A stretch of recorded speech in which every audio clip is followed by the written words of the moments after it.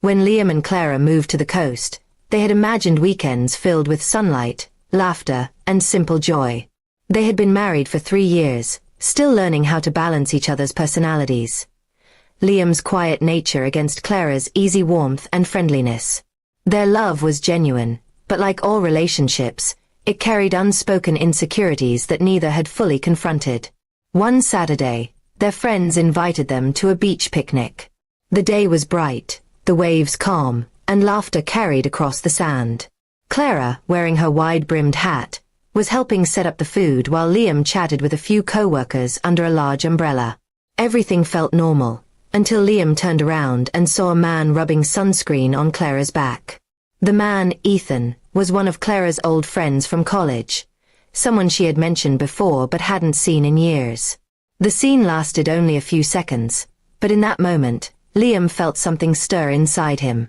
It wasn't anger, just a quiet discomfort, a mix of surprise and uncertainty that he couldn't quite explain. When Clara noticed Liam's expression, she frowned slightly, confused. "Liam," she said, brushing sand from her arm, "I only asked him to put sunscreen on my back.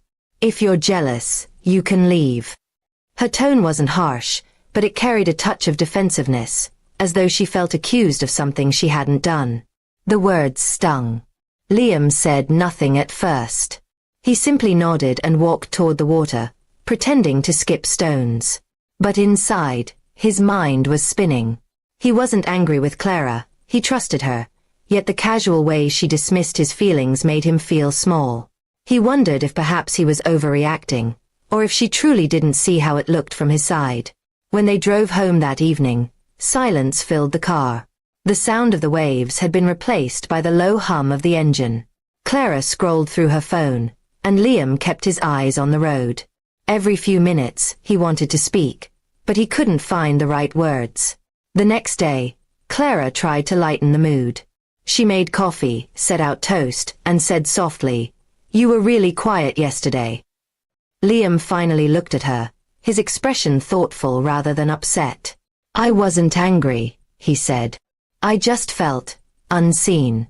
You brushed off something that made me uncomfortable, and I didn't know how to respond." Clara set down her mug. Her shoulders softened as she realized the truth behind his calm tone. "I didn't mean to make you feel that way," she said. "I just got embarrassed when you looked upset in front of everyone. I thought you were judging me." They sat together in quiet reflection. For the first time, Clara understood that what hurt Liam wasn't the moment at the beach. It was how quickly she had dismissed his feelings. And Liam realized that Clara hadn't meant to disregard him. She had only been reacting to what she thought was a misunderstanding. Later that afternoon, Clara suggested they take a walk along the same beach. The air was cooler now, the sunset painting the sky in soft shades of orange and pink. As they walked, she slipped her hand into his. "You know," she said gently, "I think I've always tried to prove I'm independent, that I don't need to explain everything I do. But maybe I forget that sharing isn't weakness.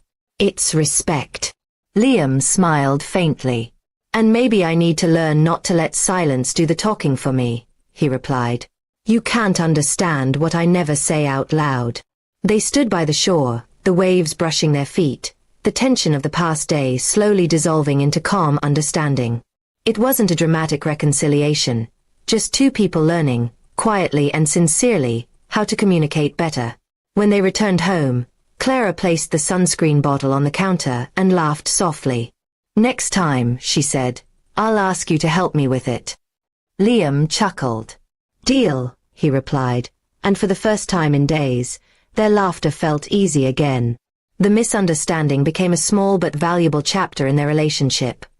One that reminded them love isn't about perfection or pride, but about patience, communication, and willingness to listen. And as Clara wrote in her journal that night, she summed up the lesson they had both learned. Sometimes it's not the action that hurts, it's the silence that follows. Communication keeps hearts close.